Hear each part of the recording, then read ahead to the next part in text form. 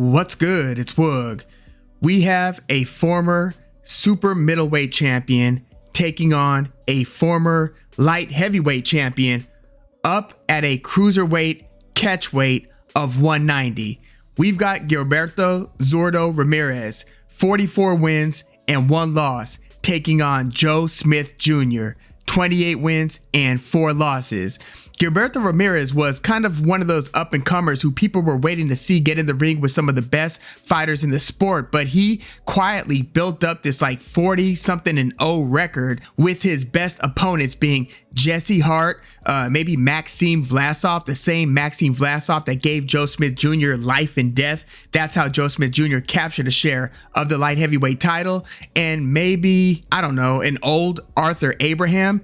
Point being, Gilberto Ramirez was an undefeated fighter who was a long-time super middleweight champ. He held the WBO belt throughout several title defenses before moving up to light heavyweight, fighting about 4 fights, including beating an over-the-hill Sullivan Barrera. Joe Smith Jr. actually has a loss to Sullivan Barrera, but that was back in 2017. Sullivan Barrera was a lot better then than he was when he entered the ring against Zurdo Ramirez. But even at light heavyweight, Zurdo Ramirez was fighting like Alfonso Lopez, Yunetsky Gonzalez, Dominic Bozell. Then he has his moment of truth moment against Dimitri Bivol. This is after Bivol was coming off of the win against Canelo Alvarez. So in 2022, Dimitri Bivol beat both Canelo Alvarez and he beat Zurdo Ramirez via unanimous decision. Now, although Zurdo got outboxed and, pretty, I'll say relatively beaten up, it wasn't a brutal bludgeoning, but he got beat pretty handily, and sometimes it's even worse. I mean, if you get discouraged to the point where your psychology is kind of shot in the ring, it's like, yes, you are still, technically throwing punches, but any idea that you have of winning the fight is pretty much out the window. I felt like that's what Zurdo experienced when he fought Dimitri Bivol. I mean, the scorecards were like 118 to 110, and I think 2 of the cards were 117 to 111. That's 9 rounds to 3. And then 10 rounds to 2. But Zurdo did endure, the 12-round distance. He lost via decision, and he was supposed to fight Gabriel Rosado, which that was a fight that I didn't even really want to cover. I did not think Gabe Rosado, who used to fight at 154 and is a small 168. Hell, Gabe Rosado was a relatively small 160, and here he's going to fight Zurdo Ramirez, who looks massive at 168, looks even way bigger at 175, and Gabe Rosado's going to meet him there. Did not like the idea of it, but it was actually Zurdo Ramirez who caused the fight to get canceled because he missed weight by several pounds, which I'm sure is part of the reason why this Zurdo Ramirez versus Joe Smith Jr. fight is taking place at that cruiserweight catchweight. So Zurdo hasn't fought since that pretty demoralizing unanimous decision loss to Dimitri Bivol, and now he's going to be fighting Joe Smith Jr., who hasn't lost since Artur Beterbiev made unexpectedly quick work of Joe Smith Jr. in the second round, knocking him down like 3 times before stopping him. I swear, that Beterbiev versus Joe Smith performance, that was one of those performance of the year candidates. That was one of those, oh my God, type performances, because even those who thought Beterbiev might beat Joe Smith Jr., I mean, he was the favorite. Beterbiev is an undefeated fighter, undefeated 2, now 3 belt champion with a 100% knockout ratio. But people thought that maybe the younger Joe Smith would get the jump on him. Joe Smith is like a bull in a china shop, very hard hitting. Some people thought that might pose Artur Beterbiev some problems.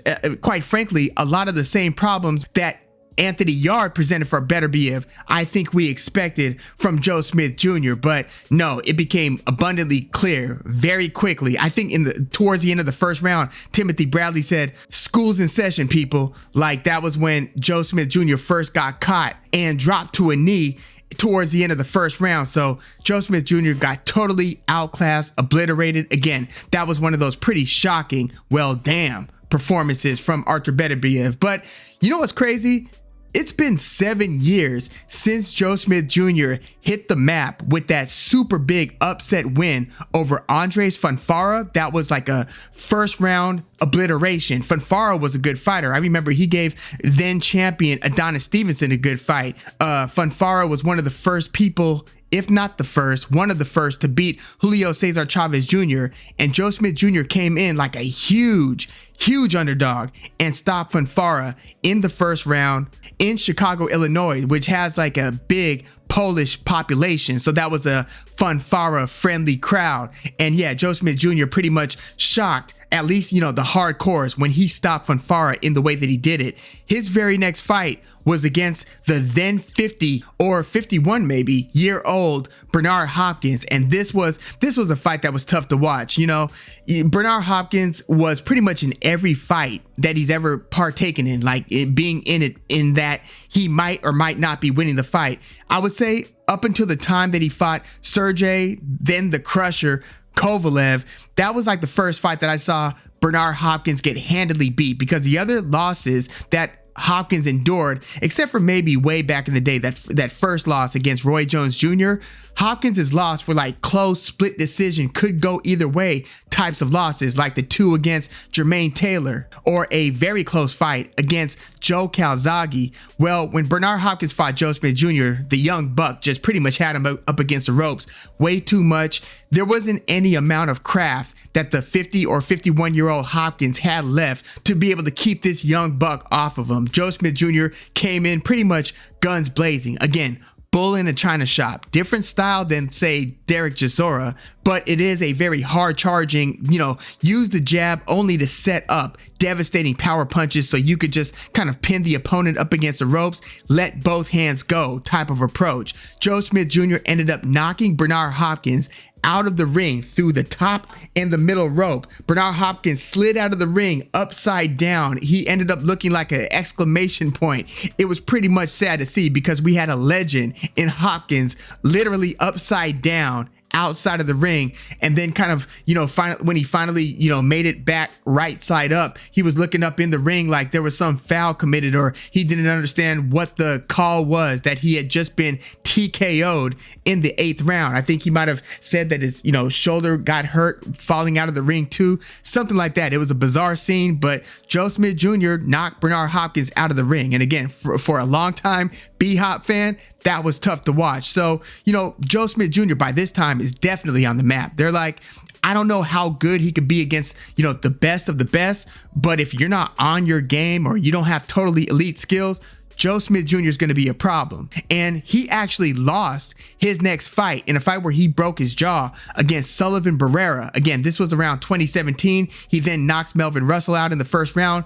Then he fights Dimitri Bivol, where Joe Smith Jr. lost, I would say, maybe 9 or 10 rounds. But he did have a moment that a lot of people like to keep bringing up, where he hurt Dimitri Bivol at the end of one of the final rounds. I think it might have been the 9th or the 10th round, where he hits Dimitri Bivol right around the time that the bell sounds. Dimitri Bivol has to put his glove, his hand on the rope to kind of steady himself and then walk back to the corner. And he was walking back to the corner pretty woozy, like where he looked like he was trying to kind of get his bearings before walking back to the corner. So that was a dramatic moment in an otherwise Dimitri Bivol dominant fight against Joe Smith Jr. So that was in 2019. Dimitri Bivol, obviously longtime WBA champ. So that was a shot at the title for Joe Smith Jr. And then Joe Smith scored wins against Jesse Hart. Then he had kind of a crossroads fight against Eliezer Alvarez Storm. That's the guy who beat the aging Crusher before the Crusher came back with the jab heavy style and then won the rematch against Eliezer Alvarez. Well, Joe Smith Jr. in an otherwise very competitive fight through 7, maybe 8 rounds started to land his bombs, because Joe Smith Jr. throws bombs, started pinning Eliezer Alvarez up against the ropes a little bit more, knocked him out in the 9th round. That at that point might have been Joe Smith Jr.'s best win, even though again he beat Bernard Hop. It's hard to argue with the B-Hop knockout, because it's like you didn't only beat B-Hop, but you knocked him out of the ring. So either his best or second best win was that fight against Eliezer Alvarez. Big signature win, because a lot of people, after, you know, he racked up those losses against Sullivan Barrera and Dimitri Bivol, they were kind of like, okay, is he champion material, or do we clearly see a ceiling on Joe Smith Jr.? Well, fights against Eliezer Alvarez will kind of let you know where you stand. So after that, he gets a shot at the vacant WBO light heavyweight belt against Maxim Vlasov, and this was a fight that literally could have gone either way. This was actually a very, very good fight. I on occasion like to go back and rewatch this one because I forgot how entertaining this was in April of 2021.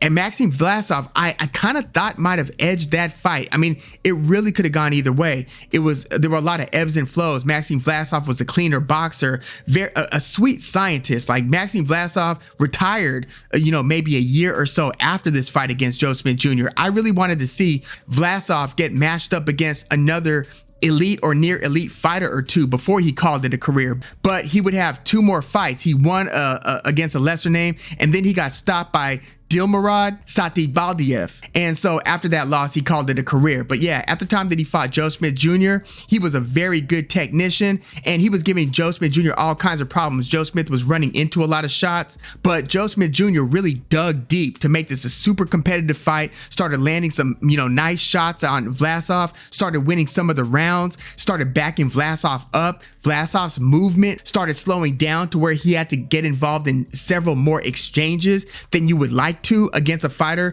as strong and as sturdy as Joe Smith Jr. But yeah, this ended up being a majority decision win for Joe Smith Jr. He became the WBO light heavyweight champ, defended it successfully once against Steve Gaffrod. He was supposed to fight Callum Johnson. Callum Johnson's the guy who actually knocked Beterbiev down early in the rounds several years ago before Beterbiev came back in that same fight, knocking him out, I think, in the 4th round. But Callum Johnson, hard hitter, he was about to fight Joe Smith Jr., but then COVID, I think it was Callum Johnson who caught COVID that caused that one to be canceled. And then Steve Gaffrod was kind of a late replacement. He ended up getting knocked out in the 9th round. Joe Smith Jr. more or less dominated that fight. And then he fought Artur Beterbiev, where again, yes, Beterbiev was the favorite, but there was kind of a curiosity where it's like, can Joe Smith Jr. get through to Beterbiev? I mean, Beterbiev has been in his mid to late 30s, so people thought maybe this is the time that somebody really catches up to Beterbiev, especially somebody with the power of Joe Smith Jr. Was not the case. And Joe Smith Jr. never even hit the canvas throughout his entire career before that Beterbiev fight. And in that fight, again, he got dropped like 3 times and got stopped. So the boxing public is kind of back to the whole, well, I guess we've seen once again that ceiling for Joe Smith Jr. And now he's 34 years old. Now he's moving up to cruiserweight, or this cruiserweight catchweight. And when I look at Zurdo Ramirez versus Joe Smith Jr., the first thing that jumps out is if you start going through the list of Joe Smith Jr. opponents, you could go back through, through Vlasov, Storm Alvarez, Jesse Hart, Dimitri Bivol, Sullivan Barrera, Bernard Hopkins, Fanfara. He hasn't fought a southpaw in at least the last 7 years. So since the time he got on the map with those wins over Fanfara and B-Hop, at least at that point, from that point forward, not one lefty has he fought. Gilberto Ramirez is going to be the first southpaw he's fought in at least 7 years. And I'm still digging. I'm 8 years back now, still haven't found a southpaw. So it's fair to say there hasn't been a significant elite or near elite fight where Joe Smith Jr. has been in there with a lefty. So that's the first, kind of red flag if you think that Joe Smith Jr. has a good shot at winning this one. And also, Zurdo Ramirez, yes, he has proven kind of untrustworthy with this last weigh-in fiasco where he didn't only miss weight, but he missed it by almost 10 pounds. It was pretty crazy. And his performance against Dimitri Bivol left a lot to be desired, although I would argue, he's fighting Dimitri Bivol, who has looked great against Dimitri Bivol so far. So I'm willing to give Zurdo a pass on that one. But that coupled with his relatively easy schedule and getting to 40 something wins with that schedule has just drawn a lot of skeptics. But if Zurdo Ramirez is who he was supposed to be when he was the longtime WBO 168 champ through those title defenses, and he kind of had a reputation where people wanted to either see him fight, the WBC champ at the time, David Benavidez, or wanted to see him fight, either Callum Smith or Caleb Plant.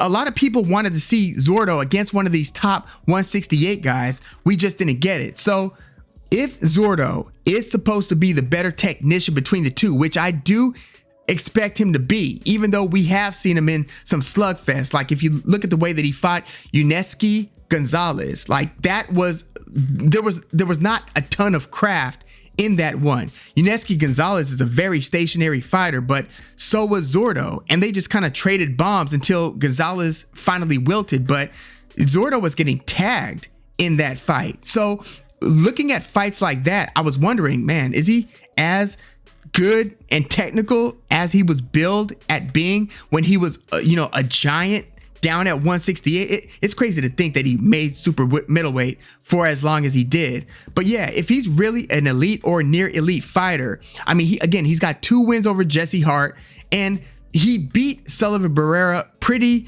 dominantly, like where he won like the first, second, and third round, knocked him out in the fourth. That was like a, hey man, it might be time to retire version of Sullivan Barrera. So I'm not putting too much weight on that one. So I mean, the jury is still out for me. Like, I haven't seen Zurdo Ramirez tested against enough very good fighters to really get a beat on how he's going to do against Joe Smith Jr. I know how good Joe Smith Jr. is, and I know how good he is not. I'm less sure about Zurdo, but I do know that he hits hard. I do know that he's big. I know that he's durable. He took a lot of punches, showed a good chin against Dimitri Bivol. So look, maybe Joe Smith Jr. is able to get in there with the first lefty in like a decade and just smoke Zurdo Ramirez and get to him and drop those bombs and really put a hurting on him, drop him, maybe even stop him. Maybe that's the case. But I think that it might be more likely that Zurdo Ramirez gets Joe Smith Jr., who tends to put the jab hand out, kind of leave it out lazily sometimes. I mean, that's what got him caught up against Beterbiev. Beterbiev was able to time these right-handed uppercuts and right-handed overhands, catching Joe Smith Jr. as he was, as Timothy Bradley would say, jabbing from the wrong distance. On paper, Joe Smith Jr. is about 3 inches shorter than Zurdo. So if Joe Smith Jr. is popping the jab out there, trying to get inside, I could see him running into some serious straight lefts and some right hooks. So it's going to be interesting to see how that plays out. I tend to think that Zurdo has the chin right now to take Joe Smith's onslaught. That is a big if. I mean, a lot of people aren't tough enough to handle Joe Smith Jr.'s firepower. And Gilberto Ramirez, yes, he fought Dimitri Bivol, but we haven't seen him beat a very good light heavyweight yet. Again, Sullivan Barrera, way past prime. But I'm going to err on the side of Zurdo Ramirez. I think at this stage is hungrier than Joe Smith Jr. Joe Smith Jr. has been a light heavyweight champ. Again, Zurdo was never a light heavyweight champ. He was only a super middleweight champ. The catchweight, I don't know who that favors. I mean, maybe Zurdo's the naturally bigger guy, but Joe Smith Jr. is a pretty, brolic cat himself. So I think that they're both going to be pretty comfortable and happy that they don't have to lose those additional pounds to get down to the 175 weight limit. But Joe Smith Jr., shortly after he beat Maxim Vlasov, I thought that he might be pretty close to retirement. It seemed like he had checked a major box on his bucket list by becoming the champion with his second, title opportunity. Again, that first opportunity came against Bivol, where he fell short, he being Joe Smith. But after he became champion, I remember he took, some time off because he got married,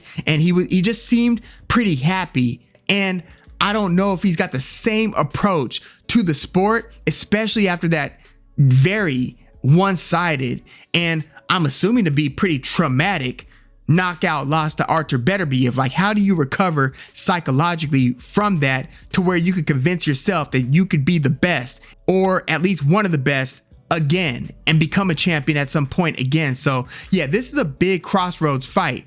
But Joe Smith Jr., I feel like he's already overachieved in the sport. Like, when he was coming in, nobody saw him coming. Like, when he beat Fonfara, again, if you look at the odds on that, they were almost, or I don't have to guess, Joe Smith Jr. was a 1,050 and Fonfara was a minus 1,300, a 13-1 favorite.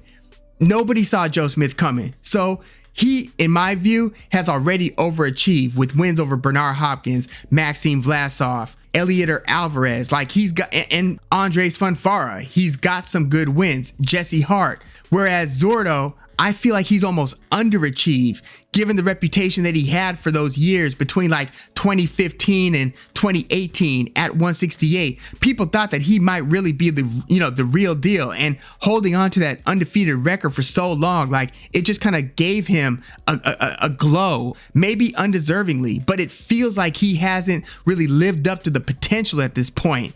So it feels like it's more put up or shut up time for Zurdo. So I think that he's actually going to come through. I think he's going to box better than normal. I think he's going to out sweet science Joe Smith Jr. I think Joe Smith Jr. is going to have to figure out the angles in getting in against the lefty. You know, they're going to be, fighting for foot position and all these different things. It's going to be interesting because I don't look at Zurdo Ramirez as having great feet either, but I do think that his feet are better than Joe Smith Jr.'s. I think, I'm not sure about this because I've seen people get better foot position than Zurdo Ramirez. I mean, especially Dimitri Bivol. So again, maybe that's not the person to compare somebody's footwork against. But I do still, a part of me still sees Zurdo as more of the technician. So I'm going to go with him here. I'm going to go with the southpaw, being that Joe Smith Jr. has next to no experience against southpaws. But I'm going to take Zurdo to win via decision. I mean, I still have a lot of faith in Joe Smith Jr.'s chin resilience. I know he got blasted out by Artur Beterbiev, but maybe that's not the guy to grade your chin against, Artur Beterbiev. But yeah, I'm going Zurdo Ramirez via decision. This is going to be interesting, like the first 3-4 rounds, because I wonder if Joe Smith Jr. is going to be very, very patient and probably give up the first couple rounds trying to figure Zurdo out, or if he's going to come in with the proverbial head full of steam and try to make an impact and make a statement early in the fight against Zurdo Ramirez to at least back him up, or let him know who's boss, and then let the fight kind of take shape after that. I wonder how that first 2 to 3 rounds is going to go. But yeah, I'm going to take Zurdo Ramirez. Something like, I think it's going to be a very close fight, and I think that this is going to be a pretty fun fight to watch. I think that Zurdo, again, is going to have the slight boxing edge, but I think that they're going to be trading a lot of punches at some point. I'm always kind of concerned about the head clashes when you have, righty versus southpaw, especially when you have somebody like Joe Smith Jr. who kind of comes in on you when he's looking to let both hands go.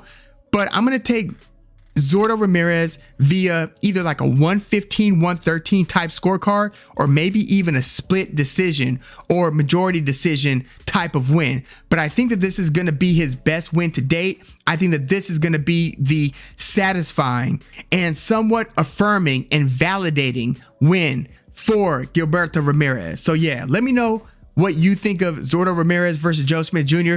And do you think that either of these guys are going to be viable in the cruiserweight division going forward? Like, do you look at them as being threats at winning a title perhaps? Or do you think that these are just people who should be at light heavyweight, just can no longer make the weight, and are just in the twilight part of their career where they might have 1 or 2 more big fights left, and they're basically looking to cash out at this point, but are done essentially climbing the ladder? You know what I mean? And who do you think between Zurdo, who's 32 years old, and Joe Smith Jr., who's 34 years old, has more of a present and future in the sport?